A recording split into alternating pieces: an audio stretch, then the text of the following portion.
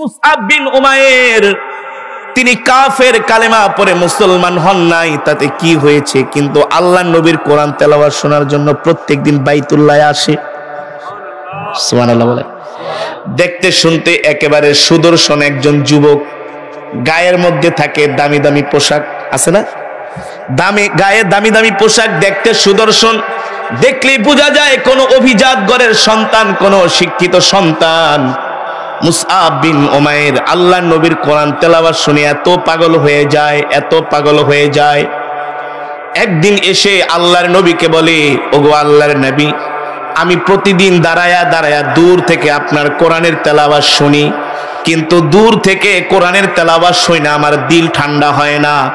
আমি চাই দূর থেকে না, আজকে থেকে আমি কাছ থেকে বসে বসে আপনার কোরআন তেলাওয়াত শুনবো। আল্লাহু আকবার, জোরে বলেন আল্লাহু আকবার। আল্লাহর নবী বললেন, মুসআব, তাহলে তুমি কালেমা পড়ে মুসলমান হয়ে যাও। আল্লাহু আকবার। মুসআব বিন উমাইর বলে, ওগো আল্লাহর নবী, আমি তো সেটাই চাই, যে কোরআন তেলাওয়াতের সুর শুনলে আমার পাথরের মতো হৃদয়টা মোমের মতো গলে যায়, আমি দুনিয়ার সব কিছু ভুলে যাই। ওগো নবীজি, আপনি আর দেরি করবেন না, আপনি এখনই আমাকে কালেমা পড়ে মুসলমান বানায়া দেন। ও যুবক, তুমি আমি মুসলমানের সন্তান, তুমি আমি ইসলামের জন্য কি বা করেছি, দ্বীনের জন্য কতটুকুন রক্ত দিয়েছি, দ্বীনের জন্য কতটুকুন ঘাম ঝরিয়েছি। অথচ ইসলাম হলো এমন একটা ধর্ম, ইসলাম নামক বৃক্ষের গোড়ায় যদি পানি ঢালা হয়, ইসলাম নামক বৃক্ষটা মরে যায়। আর ইসলাম নামক বৃক্ষের গোড়ায় যদি রক্ত ঢালা হয়, তাহলে ইসলাম নামক বৃক্ষটা তাজা হয়, তাজা। মুসআব বিন উমাইর বলে, গো আল্লাহর নবী, শুধু কালেমা পড়ে মুসলমানই হব না, প্রয়োজনে আল্লাহর কোরআনের জন্য, দ্বীনের জন্য নিজের জীবনটাই দিয়ে দিল। মুসআব বিন উমাইরকে আল্লাহর নবী কালেমা পড়ায় মুসলমান বানায় দিলেন। এখন তিনি চিন্তা করেন, গোপনে গোপনে কেন তিনি ইসলাম পালন করবেন? কারণ ইসলাম তো সত্য ধর্ম, সত্য ধর্ম সে গোপনে গোপনে পালন করবে, এটা তার প্রেস্টিজে লাগে, ব্যক্তিত্বে লাগে। যে আমি ইসলাম ধর্ম গ্রহণ করেছি, প্রকাশ্যে আমি ঘোষণা দিয়া দিব যে আমি মুসলমান হয়ে গেছি। ইমানের পাওয়ার কাকে বলে?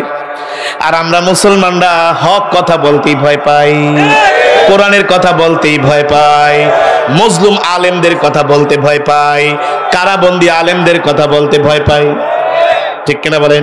কিন্তু সাহাবীরা কেমন ছিলেন? মুসআব বিন উমাইর বলে,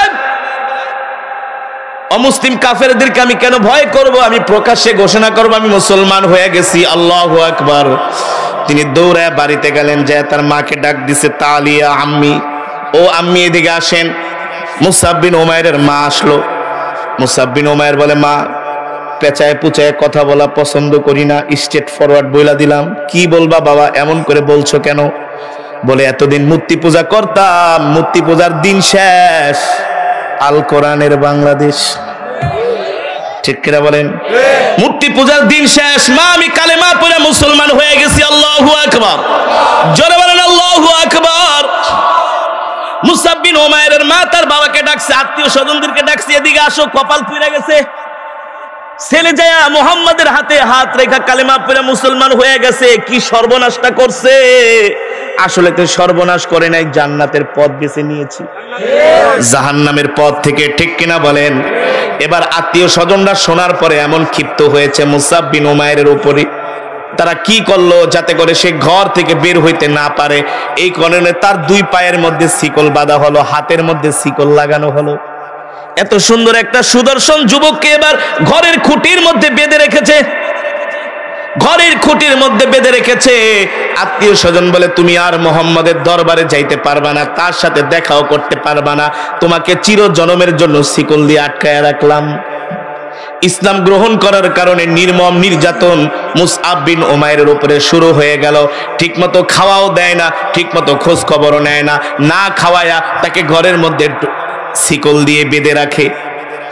মুসআব বিন উমাইর দিনের পর দিন, রাতের পর রাত এভাবে কষ্ট করে। একদিন দূর থেকে মুসআব বিন উমাইরের মা সন্তানের দিকে তাকায়া তাকায়া কান্না করে, হায় রে, যতই হোক না হোক, যে মা গর্ভে ধরেছে তার তো মায়া লাগে, লাগে কি লাগে না? দূর থেকে সন্তানের এই অবস্থা দেখে মা কষ্ট পাইতেছে, কাছে আসছে মা, আয়েশা বলে বাবা রে এত বছর ধরে তোরে আটকায় রাখছি রে বাবা, আমি তোর মা হইয়া সহ্য করতে পারি না। মুসআব বিন উমাইর বলে মা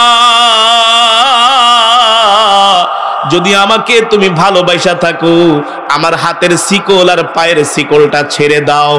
মুসআব বিন উমাইরের মা বলে বাবারে হাতের শিকল পায়ের শিকলটা খুলে দিলে তুই কি করবি? বলে আমি মুহাম্মদ সাল্লাল্লাহু আলাইহি ওয়াসাল্লামের দরবারে চলে যাব।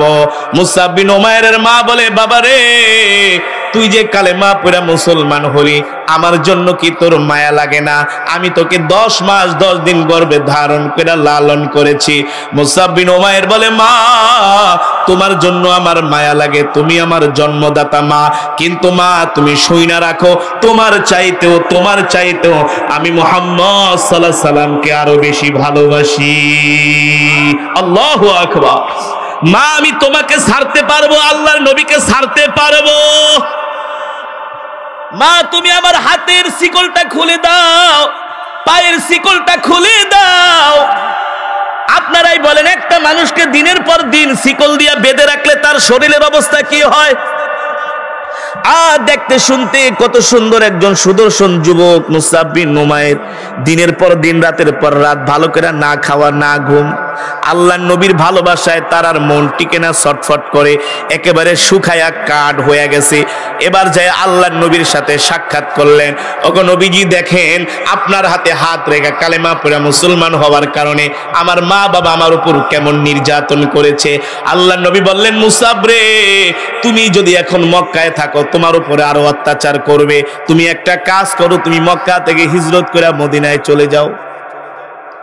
এবার আসেন, এবার নিজের মাতৃভূমি আত্মীয় স্বজন মা বাবা সহায় সম্পত্তি দুনিয়ার ভোগ বিলাসিতা আরাম আয়েশ সব বিসর্জন দিয়া মুসআব বিন উমাইর এবার মক্কা থেকে মদিনায় হিজরত করা শুরু করলেন। কার মন চায় নিজের মাতৃভূমি ছেড়ে যেতে? মুসআব বিন উমাইর বারবার মক্কার দিকে তাকায়, যেতে মন চায় না, কারণ এটাই তো তার জন্মভূমি মাতৃভূমি। মা বাবার কথা মনে পড়ে, ভাই বোনের কথা মনে পড়ে, কত সুন্দর একটা সংসার ফ্যামিলির মধ্যে শান্তিতে ছিল, কোনোদিন শরীরের মধ্যে কোনো কষ্ট লাগতে দেয় নাই। আজকে না খেতে খেতে শুকায়া কাঠ হয়ে গেছে, গায়ের মধ্যে ভালো কোনো জামা কাপড় নাই। আল্লাহ নবী এই দৃশ্য দেখা এত কষ্ট পাইলেন, নবীজি মুসআব বিন উমাইরকে জড়ায় ধরলেন আর বললেন মুসআব কিছুদিন আগেও তোমার গায়ে কত দামি দামি পোশাক ছিল, তোমার শরীরের মধ্যে কত সুন্দর সুঠাম দেহ ছিল, কত সুন্দর তুমি সুদর্শন ছিলে, একমাত্র কালেমা গ্রহণ করার কারণে তোমার উপর এমন অত্যাচার নির্যাতন করা হয়েছে, তোমাকে না খাওয়া দিতে দিতে তুমি শুকায়া কাঠ হয়ে গেছো, এখন তোমার গায়ের মধ্যে দামি জামা কাপড়ও নাই। এ মুসআব তুমি আল্লাহর দ্বীনের জন্য এত কষ্ট করেছো মুসআব, তুমি মনে রেখো এর চাইতে আরো উত্তম জিনিস আল্লাহ তোমার জন্য জান্নাতে রেডি করে রেখেছে। মুসআব বিন উমাইর আল্লাহ নবীর জবানে কোরআন শুনতে শুনতে পুরো কোরআন মুখস্থ করে ফেলেছে।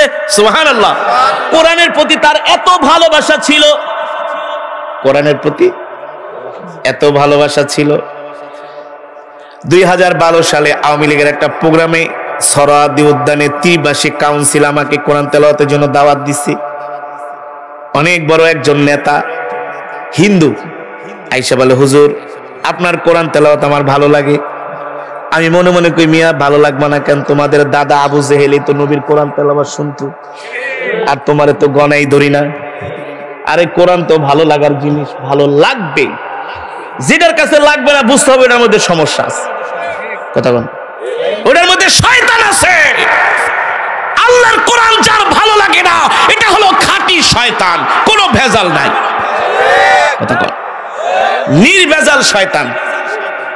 আবু লাহাবরা পর্যন্ত নবীর কোরআন তেলাওয়াতের লোভ সামলাইতে পারে না। মুসআব বিন উমাইরকে আল্লাহ নবী বললেন মুসআব তুমি মদিনায় চলে যাও, আমিও কিছুদিন পরে আসতেছি। সুবহানাল্লাহ। মুসআব বিন উমাইর চলে গেলেন মদিনায়, কালেমা পড়ে মুসলমান হইছে, ইমানের পাওয়ার, কিসের পাওয়ার? এবার মদিনায় যায় মানুষদেরকে ডেকে ডেকে শুধু কোরআন শিখায়। কি শিখায়? কোরআন শিখায়। সাহাবীদেরকে ডেকে ডেকে কোরআন শিখায়। সে এখন কিছুদিন আগেও ছিল কাফের, এখন কোরআনের শিক্ষক হয়ে গেছে। আর জোরে কোন সুবহানাল্লাহ। তার কিছুদিন পরে আল্লাহর নবী মক্কা থেকে হিজরত করে আবার মদিনায় গেলেন, যে দেখে মুসআব বিন উমাইর কাফেরদেরকে কালেমা পড়ে মুসলমান বানাইছে, আবার সাহাবীদেরকে কোরআন শিখাইতেছে, মানে একটা দাওয়াতি কাজ চালু করে দিছে, একটা দাওয়াতি কাজ তিনি মিশন চালু করে দিয়েছেন। আল্লাহর নবী যখন মক্কা থেকে হিজরত করে মদিনায় গেলেন, যাওয়ার কিছুদিন পরে মক্কার কাফেরেরা মুসলমানদের উপরে এত ক্ষিপ্ত হইল, আল্লাহর নবীর উপরে এত ক্ষিপ্ত হইল, এবার মুসলমানদেরকে শেষ করে দেওয়ার জন্য বিনা নোটিশে, বিনা কথায়, বিনা তারিখে উস্কানিমূলক ভাবে মক্কা থেকে হাজার হাজার কাফের মদিনায় রওনা শুরু করছে মুসলমানদেরকে শেষ করে দেওয়ার জন্য। আল্লাহর নবী আগে থেকেই জানতে পারলেন যে কাফেরেরা মদিনা আক্রমণ করবে, আল্লাহ তাআলা জানায় দিয়েছেন জিব্রাইলের মাধ্যমে। আল্লাহর নবী সব সাহাবীদেরকে ডাকলেন, ও সাহাবীরা আসো আসো, মক্কার কাফেরেরা আসতেছে, আবু জেহেল আবু লাহাবের দল আসতেছে, ওদের মিত্ররা আসতেছে, আমাদের উপরে হামলা করবে, অতর্কিত হামলা। কিন্তু আল্লাহ তাআলা আমাকে জানায় দিছে এখন তো আমাদের আর বসে থাকার সময় নাই, ওরা যদি মদিনায় হামলা করে আমাদেরও পাল্টা হামলা করতে হবে, এই জন্য যুদ্ধের প্রস্তুতি নাও। কিসের প্রস্তুতি? সেই যুদ্ধের নাম হলো উহুদের যুদ্ধ, যেই যুদ্ধে 70 জন সাহাবী শাহাদাত বরণ করেছেন। কতজন? সেই 70 জন সাহাবীর লাশটা এখনো উহুদের ময়দানে গোরস্থানের মধ্যে আছে। সব হাজিরা গেলে ওই গোরস্থানের সামনে দাঁড়ায় দোয়া করে আল্লাহু আকবার। নবীজি সব সাহাবীদেরকে একত্রিত করলেন, যুদ্ধের ময়দানে পাঠাবেন। নবীজি এক এক করে সবার চেহারার দিকে তাকাচ্ছেন যে কাকে যুদ্ধের সেনাপতি বানানো যায়। একজন সেনাপতি তো লাগবে, যিনি কালেমার জান্ডা নিয়ে সবার অগ্রভাগে থাকবে। নবীজি একেবারে নিরীক্ষণ ভাবে তাকাইতেছেন কাকে সেনাপতির দায়িত্ব দেওয়া যায়।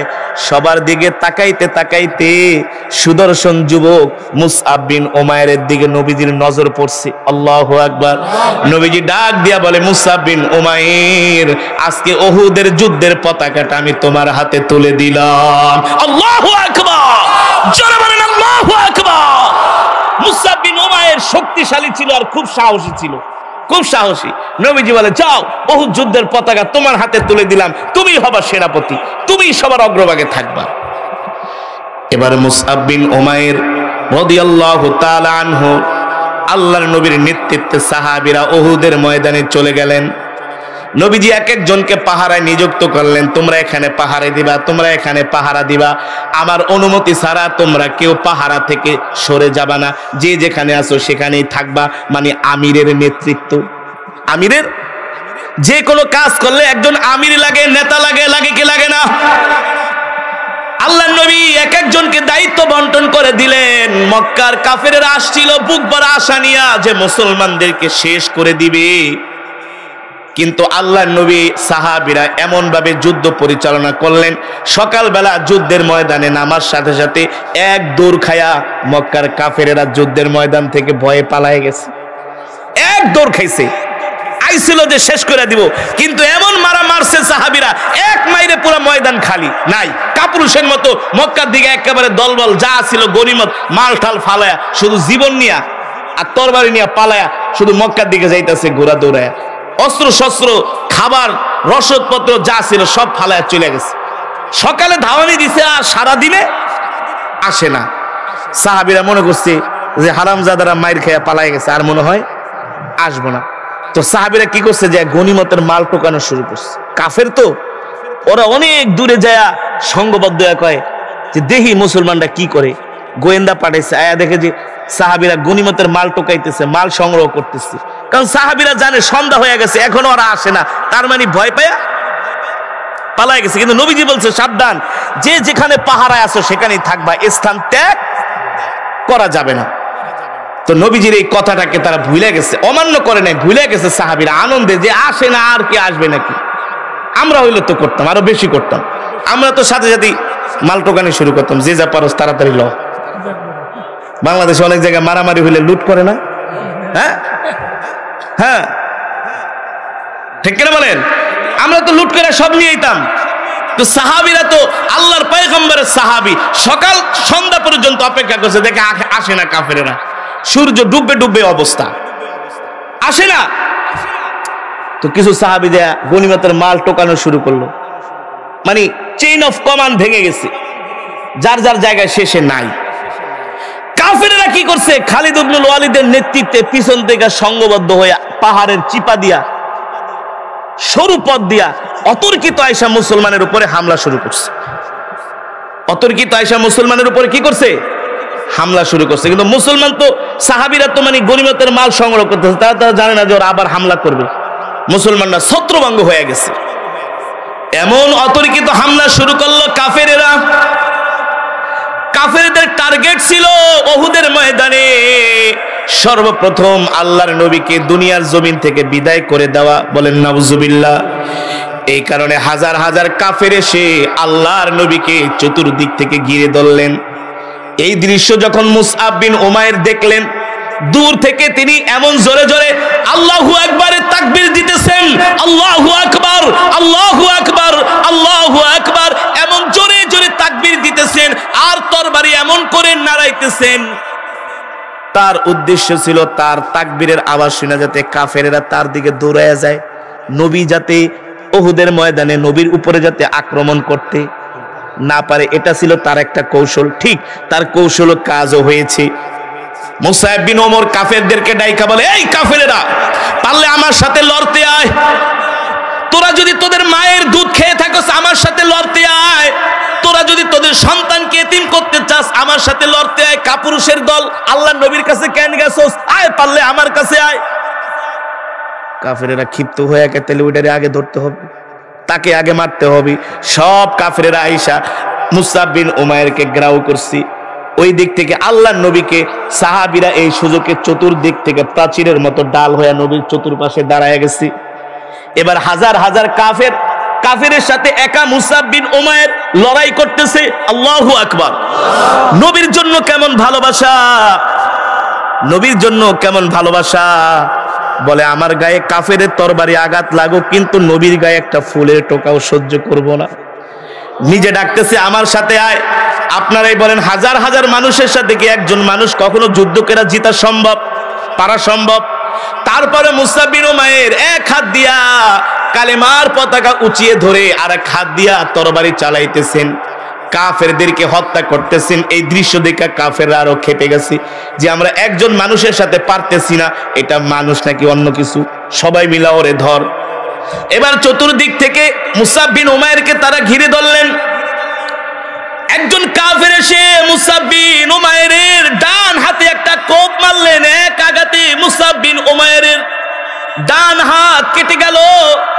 এবার মুসাব বিন উমাইর কালেমার পতাকাটা দাঁত দিয়া কামড় দিয়া ধরে বাম হাত দিয়া তরবারি চালাইতেছেন।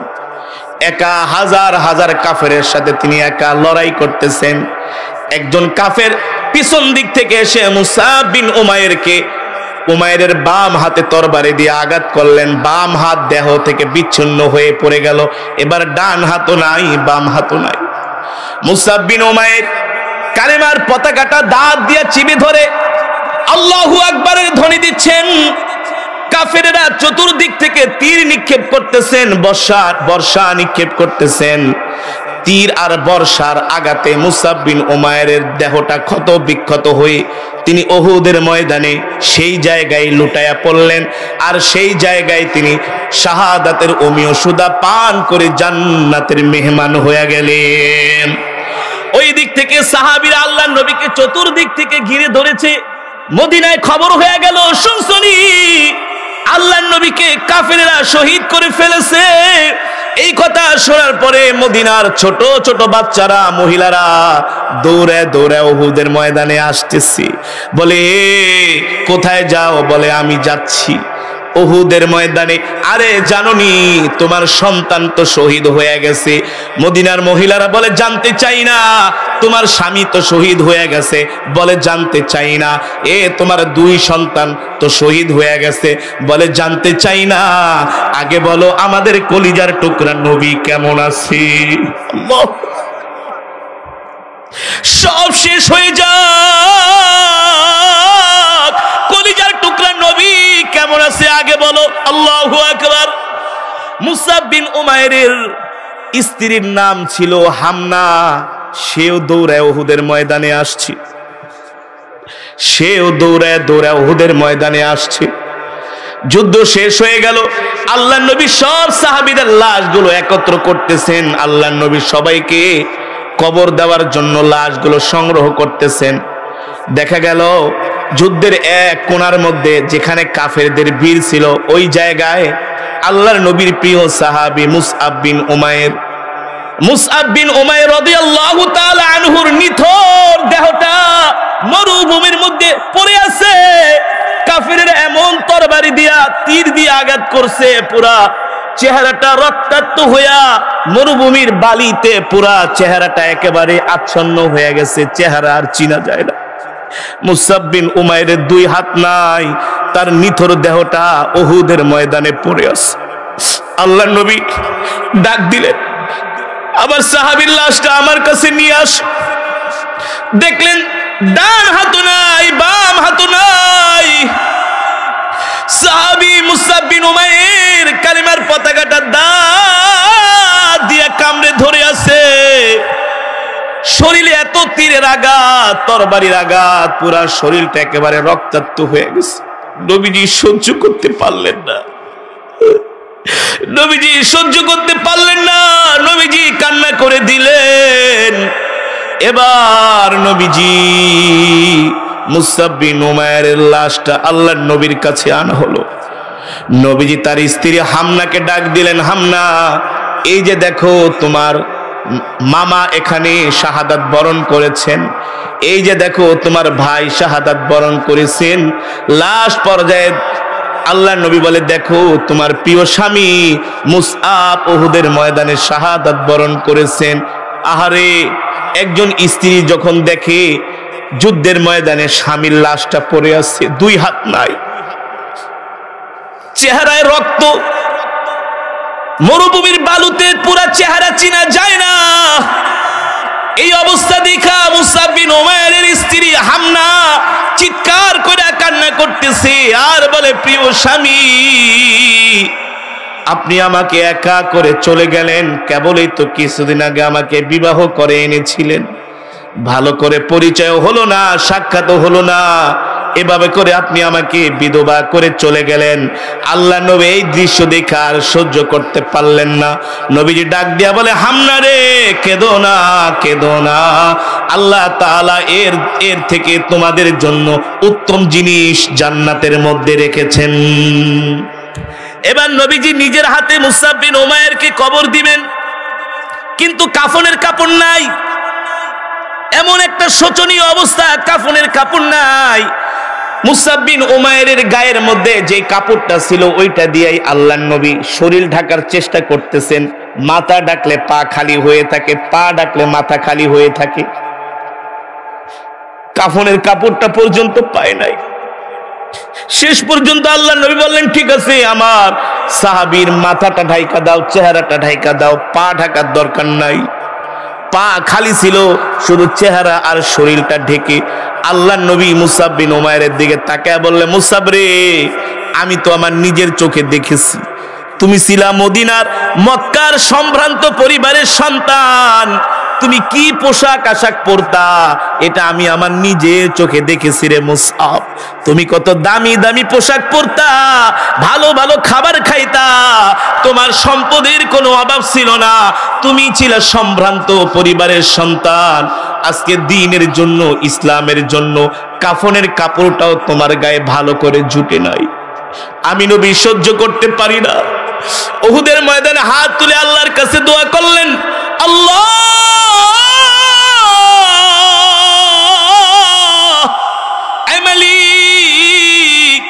আমার এই সাহাবী দ্বীনের জন্য, ইসলামের জন্য এত কোরবানি করেছে, আল্লাহ তুমি তো দেখেছো আমার এই সাহাবীর গায়ে কত ভালো ভালো জামা ছিল, কিন্তু আমার সাহাবী ইসলাম গ্রহণ করার কারণে আজকে যুদ্ধের ময়দানে শহীদ হয়ে গেছে। আমার কলিজার টুকরা সাহাবীকে একটা কাফনের কাপড় দিয়েও আমি দাফন করতে পারলাম না। আল্লাহ, তুমি আমার এই সাহাবীর জন্য জান্নাতের মধ্যে উত্তম পোশাকের ব্যবস্থা করে দিও। আল্লাহু আকবার, জোরে বলেন আল্লাহু আকবার। মুসলমান, এই পৃথিবীতে ইসলাম প্রতিষ্ঠা এমনিই হয় নাই। এই পৃথিবীতে ইসলাম প্রতিষ্ঠা এমনিই হয় নাই। ইসলাম কচুরি পানার মতো ভেসে আসে নাই। ইসলাম যমুনা নদীর মতো ভেসে আসে নাই। ইসলাম এসেছে আল্লাহর নবীর রক্তের মাধ্যমে, সাহাবীদের জীবনের মাধ্যমে, ঠিক কিনা বলেন? আর সেই ইসলাম হেফাজত করার দায়িত্ব প্রত্যেকটা কালেমাওয়ালা মুসলমান, প্রত্যেকটা কালেমাওয়ালা মুসলমানের সেই ইসলাম হেফাজত করার দায়িত্ব। ইসলাম হেফাজত করার দায়িত্ব শুধু আলেমদের না, প্রত্যেকটা মুসলমান যুবকের, ঠিক কিনা বলেন? ঠিক না? আল্লাহু আকবার। ঘরে ঘরে আলো, আমরা আছি সেখানে, আমরা আছি সেখানে। ইসলাম হেফাজত হবে কিভাবে? ইসলাম হেফাজত হবে 5 ওয়াক্ত নামাজ পড়ার মাধ্যমে, 30টা রোজা রাখার মাধ্যমে, হজ কোরবানি করার মাধ্যমে, আল্লাহর বিধানগুলো মানার মাধ্যমে। কথা বলে কোরআনুল কারীম শিক্ষা, কোরআনুল কারীম তেলাওয়াত করার। আজকে আমাদের সন্তানদেরকে শিখানো হয় বানরের গল্প, ঠিক না? আমাদের সন্তানদেরকে শিখানো হয় বানরের গল্প। আমি চ্যালেঞ্জ করে বলতে পারি, আগে 1 2 3 4 5 6 7 8 9 পর্যন্ত প্রত্যেকটা স্কুলের পাঠ্য বইয়ের মধ্যে বিশ্বনবী সাহাবীদের গল্প ছিল, ছিল না? এই সব গল্পগুলো পরিকল্পিতভাবে উঠিয়ে দেওয়া হয়েছে ইসলামকে মুছে ফেলার জন্য, ঠিক কিনা বলেন? আজকে বানরের গল্প মুসলমানের দেশে বইয়ের মধ্যে, সিলেবাসের মধ্যে, সিলেবাসের মধ্যে বানরের গল্প আজকে পড়ানো হবে, শেখানো হবে। এই আন্দোলন শুধু হুজুরাই করতেছে। হুজুরা সব আন্দোলন করলে আপনারা কি শুধু গাঁজা খাবার লেগে আইছেন? রাগ করবেন না। আপনারা কেন আছেন? আজকে এর জন্য আলেমদেরকে রাজপথে নামতে হয়। এটা তো শুধু একা আলেমদের দায়িত্ব না, সারা পৃথিবীর বাংলাদেশের মুসলমানের দায়িত্ব, প্রত্যেকটা যুবকের দায়িত্ব। আজকে গ্রামে গ্রামে একটা টেন্ডেন্সি হয়ে গেছে, একটা ওয়াজ মাহফিল করলে মনে হয় ইসলাম বিজয় হয়ে যায়। এত সোজা না। একটা ওয়াজ মাহফিল করলে ইসলাম বিজয় হয় না। ইসলাম বিজয় হবে 5 ওয়াক্ত নামাজ পড়লে, সকাল সন্ধ্যা কোরআন তেলাওয়াত করলে। রাগ করতেছেন? রাগ করতেছেন? রাগ করেন না। হইছে অপারেশন, এখন অপারেশন না করে যদি নাপা ট্যাবলেট দিয়ে দেয় ভালো হবে? আজকে অনেক বড় সমস্যা আমাদের দেশে। আমরা ইসলামটাকে শুধু মসজিদ আর মাদ্রাসার মধ্যে রাখতে চাই, এর বাইরে ইসলামটাকে রাখতে চাই না।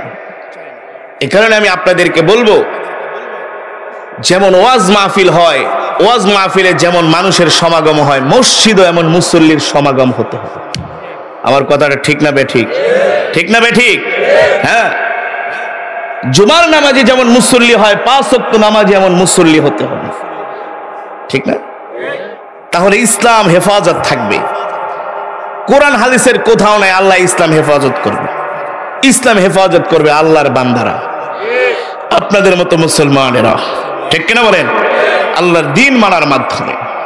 এই কারণে 5 ওয়াক্ত নামাজ পড়বেন, 5 ওয়াক্ত নামাজ জামাতের সাথে পড়বেন, 30টা রোজা রাখবেন, হজ করবেন, যাকাত দিবেন, যদি মাল থাকে, সম্পদ থাকলে হজে যাবেন, সকাল সন্ধ্যা জিকির করবেন।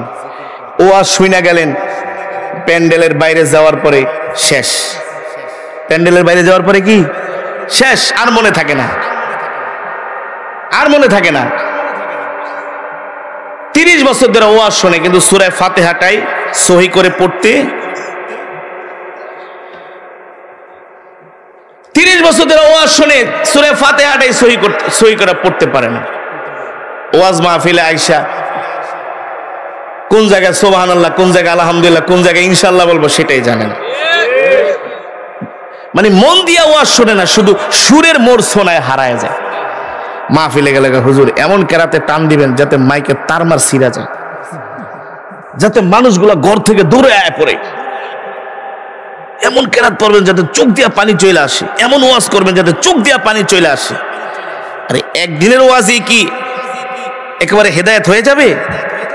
হ্যাঁ, আল্লাহ যাকে চান তাকে অবশ্যই হেদায়েত, কিন্তু হেদায়েত পাওয়ার জন্য তো 5 ওয়াক্ত নামাজটা আগে পড়তে হবে, ঠিক কিনা বলেন? আল্লাহ, এই কোরআন এমন এক কিতাব, এই কোরআনের বয়ান লাগে না, ওয়াজ লাগে না, তেলাওয়াত শুনেই কাফেররা মুসলমান হয়ে যায়। হয় কি হয় না? হয় কি হয় না? দৈনিক আমেরিকায় 150 থেকে 200-300 কাফের মুসলমান হচ্ছে, খ্রিস্টান দৈনিক। ওআইসির রিপোর্ট অনুযায়ী সারা পৃথিবীতে দৈনিক 7,500 থেকে 8,000 অমুসলিম কালেমা পড়ে মুসলমান হচ্ছে। আপনারা যমুনা টিভির একটা রিপোর্ট দেখেছেন, তারা আমেরিকার একটা সংস্থা বলেছে এভাবে যদি মুসলমান হতে থাকে 2050 সালের মধ্যে সারা পৃথিবীতে মুসলমান হবে সংখ্যাগরিষ্ঠ। তাহলে মুসলমানদের ঠেকাতে পারবে? মুসলমানদের সবচেয়ে বড় হলো অস্ত্র হলো আল কোরআন, ঠিক কিনা বলেন? আমি যে কোরআনুল কারীমের তেলাওয়াত করেছি, এই কোরআন আল্লাহর জবানের কালাম। আল্লাহ নিজে বলছেন যে আমার কোরআন শুনলে তোমাদের পাথরের মতো হৃদয়টা মোমের মতো গলে যায়। যায় কি যায় না? 2017 সনে আমাকে মালয়েশিয়ার একটা রাষ্ট্রীয় প্রোগ্রামে দাওয়াত করা হয়েছিল। সেই প্রোগ্রামটা হলো ইন্ডিপেন্ডেন্ট ডে, মানে স্বাধীনতা দিবস। মালাই ভাষায় বলা হয় মার্দেকা, মালাই ভাষায় বলা হয় মার্দেকা। তো আমি ওই অনুষ্ঠানে ওদের দেশে ইন্ডিপেন্ডেন্ট ডে, স্বাধীনতা দিবসে কোরআন তেলাওয়াতের আয়োজন করা হয়। আর আমরা ডিজিটাল জাতি তো, এই কারণে আমরা এলাম স্বাধীনতা দিবসে গান বাজনার আয়োজন করি, আর তারা কোরআন তেলাওয়াতের আয়োজন করে। তো আমি আসরের পরে মালয়েশিয়ার রাজধানী কুয়ালালামপুরে মালয়েশিয়ার বিখ্যাত মসজিদে জামেক, সেখানে আমি আসরের পরে তেলাওয়াত করছি। আমার নাম ঘোষণা করা হলো আল আন ইয়াকরাউ আমামাকুম মিন কোরআনিল কারীম কারি আশ-শাইখ সাইদুল ইসলাম আসাদ মিন বাংলাদেশ। আমি যখন তেলাওয়াত শুরু হলো, যখন আমি তেলাওয়াত শুরু করে দিলাম, শুধু হাই স্কেলে মাকামাত গুলো দিচ্ছি। আর এই দেশ, ওই দেশের সাউন্ড সিস্টেম তো আর এই দেশের মতন না, টান দিলে বয়া যায়। ওই দেশের সাউন্ড যত চাপ দেয় তত বের হয়। তেলাওয়াত করতেছি, তেলাওয়াত শুনে শুধু মুসলমান না, শতে শতে অমুসলিম ছেলে মেয়ে তারা মসজিদে জামেকের কম্পাউন্ডের ভিতরে ঢোকার জন্য তারা অনুমতি চাচ্ছে যে তোমাদের ধর্মগ্রন্থ আমরা শুনবো, আমাদেরকে তোমাদের মসজিদে ঢুকতে দাও। প্রতিপক্ষ বলতেছে যে তোমরা তো অমুসলিম, তোমরা যে ড্রেস পরে আছো, পোশাক পরে আছো, এই পোশাক পরে আমাদের পবিত্র মসজিদে ঢোকা নট অ্যালাউ। ওরা কি আমাদের মা বোনদের মতো পোশাক পরে নাকি? হ্যাঁ, ওরা যে পোশাক পরে এগুলা দেখলে ওযু নষ্ট হয়ে যায়। তো মসজিদের থেকে কিছু ইউনিফর্ম আছে, বোরকার মতো পোশাক, এগুলো ওদেরকে পরিয়ে তারপর মসজিদে ঢুকানো হয়। মসজিদ কমিটি বলছে আই এম এক্সট্রিমলি সরি, আমাদের কাছে যে ইউনিফর্ম গুলো ছিল সেগুলো এখন আর নাই, পোশাকগুলো নাই, যা ছিল তোমাদের অন্য ধর্মাবলম্বীদেরকে আমরা দিয়েছি, দেখো তারা বসে বসে আমাদের ধর্মগ্রন্থ শুনছে, এখন তোমাদেরকে বাহিরে দাঁড়ায় দাঁড়ায় শুনতে হবে। অমুসলিম ছেলে মেয়েরা চাতক পাখির মতো কোরআনের সুর শুনে তারা তাকিয়ে আছে। কেন বা তাকাবে না? কোরআনের সুর হলো পৃথিবীর শ্রেষ্ঠ সুর। কোরআনের সুরের মতো পৃথিবীতে আর কোন সুর আসে না, আসবে? মুসলমান, এই কারণেই তো আল্লাহ রাব্বুল আলামিন কোরআনের মধ্যে বলেছেন ওয়া নুনাজ্জিলু মিনাল কোরআনি মা হুয়া শিফাউ ওয়া রাহমাতুল লিল মুমিনিন ওয়া লা ইয়াজিদুয যালিমিনা ইল্লা খাসারা। আল্লাহ রাব্বুল আলামিন বলেন, নবী আমি আল্লাহ আপনার উপর যেই কোরআন নাজিল করেছি, এই কোরআন আমি মুমিনের শেফার জন্য, মুক্তির জন্য নাজিল করেছি, ঠিক কিনা বলেন? কোরআন হলো আমাদের জন্য শেফা, কোরআন হলো আমাদের জন্য মুক্তি, কোরআন হলো আমাদের জন্য মেডিসিন। একজন চোর চুরি করে দুনিয়ার কোনো আইন আদালত দিয়া তাকে কোনোদিন ভালো করতে পারবেন না। একজন মদখোর মদ খায়, ইয়াবা খায়, ফেন্সিডিল খায়, গাঁজা খায়, এই সমস্ত যারা নেশায় অ্যাডিক্টেড, যারা নেশাগ্রস্ত, এদেরকে পৃথিবীর কোনো ডাক্তার দিয়া ভালো করতে পারবেন না। একজন মানুষ দুর্নীতি করে, দুর্নীতিবাজ পৃথিবীর কোনো আদালতের মাধ্যমে বিচার করে দুর্নীতি রোখা যাবে না। এই সমস্ত অপরাধ যদি রুখতে হয় তাহলে মানুষদেরকে আল্লাহর কোরআন শিখাতে হবে। আল্লাহর কোরআন শিখলে, আল্লাহর কোরআন শিখার পরে অটোমেটিকলি তাদের অন্তরের মধ্যে একটা ভয় পয়দা হবে। কার ভয়? আরো আসতে বলেন, কার ভয়? আল্লাহর ভয়। সে যদি রুমের মধ্যে বৈশা জিনা করে, দরজা লাগায় দেয়, সিসি ক্যামেরাও নাই, পৃথিবীর কেউ দেখলো না, কিন্তু সে যদি আল্লাহকে ভয় করে, মনে মনে ভাববে, হায় রে, আমি যদি এখানে বৈশা জিনা করি, ব্যভিচার করে, পৃথিবীর কোনো সিসি ক্যামেরা দেখলো না, কোনো মানুষ দেখলো না, ইন্নাল্লাহ সামিউম বাসির, কিন্তু আমার আল্লাহর চোখ ফাঁকি দেওয়া সম্ভব? সম্ভব? সম্ভব না। আমি ছোটবেলায় আগে ওযু করলে, যখন মক্তবে পড়তাম হেফজখানায়, কল জোরে ছাড়তাম, কল ছেড়ে প্রচুর পানি বের করে ওযু করতাম, বুঝতাম না। তো আমি যখন হেফজ শেষ করে যখন মাওলানা পড়া শুরু করেছি, তখন একদিন আমি তাফসীরের ঘন্টার মধ্যে আমার ওস্তাদ আমাদেরকে তাফসীর পড়াচ্ছেন আর বলতেছেন, শোনো, অপচয়কারী শয়তানের, ইন্নাল মুবাযযিরিনা কানু ইখওয়ানাশ শায়াতিন, যে অপচয় করে সে শয়তানের ভাই। কিছু মানুষ আছে দেখবেন, অর্ধেক খায় অর্ধেক জুটা করে, আছে না? অর্ধেক পানি খায়া ফালায় দেয়, আছে না? একটা কোকোকোলা নিচে অর্ধেক খেয়ে ফেলে দিচ্ছে, এগুলো অপচয়। এগুলো কি? তারপরে কিছু মানুষ তো খেতেই পায় না, সে অপচয় করে, অথচ কিছু বনি আদম না খায়া মরে, আছে না? তো আমি একদিন ওযু করতেছি, তো কলটা জোরে ছেড়ে দিয়েছি আগের মতো। হঠাৎ করে আমার মনে পড়ছে যে তাফসীরের মধ্যে তো আমি পড়েছি যে অপচয়কারী শয়তানের ভাই।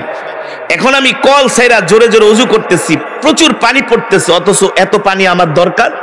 দেখবেন মসজিদের কল কিছু মুসল্লিরা আইসা গপ করে ছাইরা দেয়, নিজে ওযু করে আর চারজনকে ভিজায়, অথচ সে চাইলে কলের টেপটা একটু আস্তে করে ছাড়তে পারে।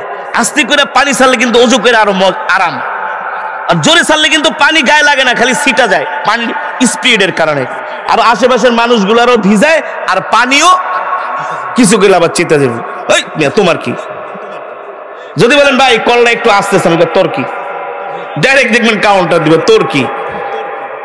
কিন্তু তার মধ্যে যদি আল্লাহর ভয় থাকে যে আমি এই যে কল ছেড়ে পানি অপচয় করতেছি, হতে পারে এই কারণে হাসরের ময়দানে আল্লাহর কাছে হিসাব দিতে হতে পারে, তখন সে কি এই পানি অপচয় করবে? করবে? এখন তো পানি অপচয় তো দূরের কথা, হাজার হাজার কোটি টাকা মাইরা খায়, তাতেই ভয় পায় না। কিন্তু আল্লাহ ছাড় দেয়, ছেড়ে দেয় না। আল্লাহ ছাড় দেয়, হ্যাঁ, হিসাব কিন্তু দিতে হবে, কড়ায় গন্ডায় হিসাব দিতে হবে। কার দরবারে? মুসলমান। এই কারণেই আল্লাহ রাব্বুল আলামিন আমার নবীকে কোরআন দিয়া মক্কার জমিনে পাঠালেন হাবিব। এই মক্কার মানুষগুলো বর্বর, মক্কার মানুষগুলো জাহেল, মক্কার মানুষগুলো জিনা করে, ব্যভিচার করে, ডাকাতি করে, চুরি করে, মানুষের সম্পদ মারে, এমনকি ছোট ছোট কন্যা সন্তানদেরকে জ্যান্ত মাটির মধ্যে পুঁতে দেয়, কবর দেয়। এর মতো আর বর্বর হতে পারে? এই জাতিকে যদি ভালো করতে হয়, পৃথিবীর অন্য কোনো মেডিসিন দিয়া, ডাক্তার কবিরাজ, আইন আদালত দিয়া ভালো করা যাবে না। এদেরকে যদি ভালো করতে হয় একমাত্র আল্লাহর কোরআন দিয়েই ভালো করতে হবে। তাহলে হাবিব আপনি কি করেন? অনুনাজ্জিলু মিনাল কুরআনি মা হুয়া শিফাউ ওয়া রাহমাতুল লিল মুমিনিন। এই কোরআনের মেডিসিন সবার মধ্যে ঢুকায় দেন, সবাইকে আপনি কোরআনের দাওয়াত দেন, দ্বীনের দাওয়াত দেন। ইয়া আইয়ুহার রাসূল বাল্লিগ মা উনজিলা ইলাইকা মির রাব্বিক ওয়া ইল্লাম তাফআল ফামা বাল্লাগতা রিসালাতা ওয়াল্লাহু ইয়াসিমুকা মিনান নাস। আল্লাহ রাব্বুল আলামিন বলেন, নবী আমি আপনাকে যেই কোরআন দিয়েছি, এই কোরআন দিয়ে আপনি মানুষদেরকে দাওয়াত দেন, মানুষের কাছে যান, তাবলীগ করেন, বুঝায়া দেন, ঠিক কিনা বলেন? এবার আল্লাহর নবী কোরআনের দাওয়াত দেওয়ার জন্য মক্কার দাঁড়ে দাঁড়ে ঘরে ঘরে মক্কার কাফেরদের কাছে আল্লাহর কোরআনের দাওয়াত নিয়ে যাওয়া শুরু করলেন।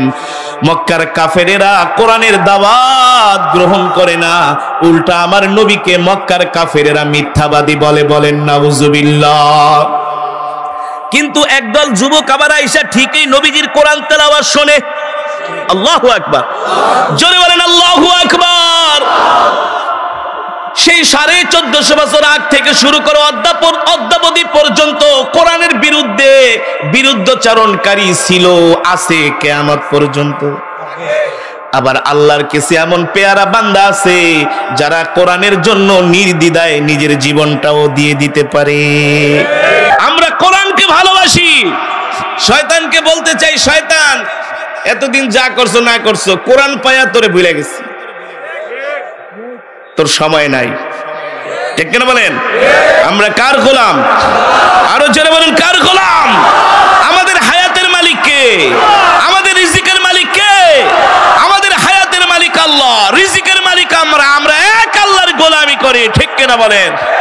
তাহলে মুসলমান, আসমান কার? জমিন কার?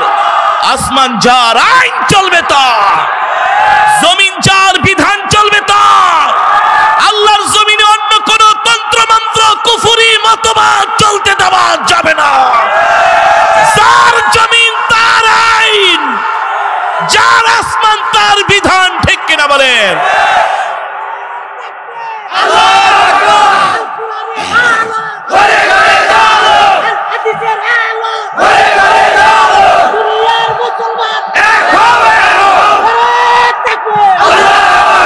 মুসলমান, আমাদের ঈমানের বলে বলিয়ান হতে হবে, আমাদের ঈমানের শক্তিতে শক্তিমান হতে হবে। ঠিক কিনা বলেন? নরম ওয়াজের দিন শেষ। নরম ওয়াজের এখন আর নরম ওয়াজ করে লাভ নাই, বাদ দেন। মুসলমান জিহাদের ময়দানে নামবে, কারণ মুসলমানের কোরআন পোড়ানো হয়, এই দৃশ্য কোনো মুসলমান সইতে পারে না। কোরআনের জন্য মুসলমান জীবন দিতে পারে। ঠিক কিনা বলেন? পারে কি পারে না? আমরা আল্লাহর কোরআনের জন্য হাসি মুখে জীবন দিতে পারি। কি মুখে? এই কথা বলে না কেন? আমরা হাসি মুখে আল্লাহর কোরআনের জন্য জীবন দিতে পারি। আমরা নবীর ইজ্জতের জন্য ফাঁসির কাস্টে ঝুলতে পারি। ঠিক কিনা বলেন?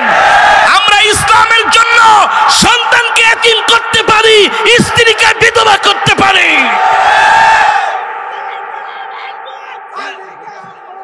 মুসলমান, আমরা পারি কি পারি না? হ্যাঁ, আমরা যে পারি এর প্রমাণ আমরা দিয়েছি। এত সোজা না। আমরা দরবারি আলেম না, আমরা হক কথা বলতে যে আল্লাহ ছাড়া কাউকে ভয় করি না।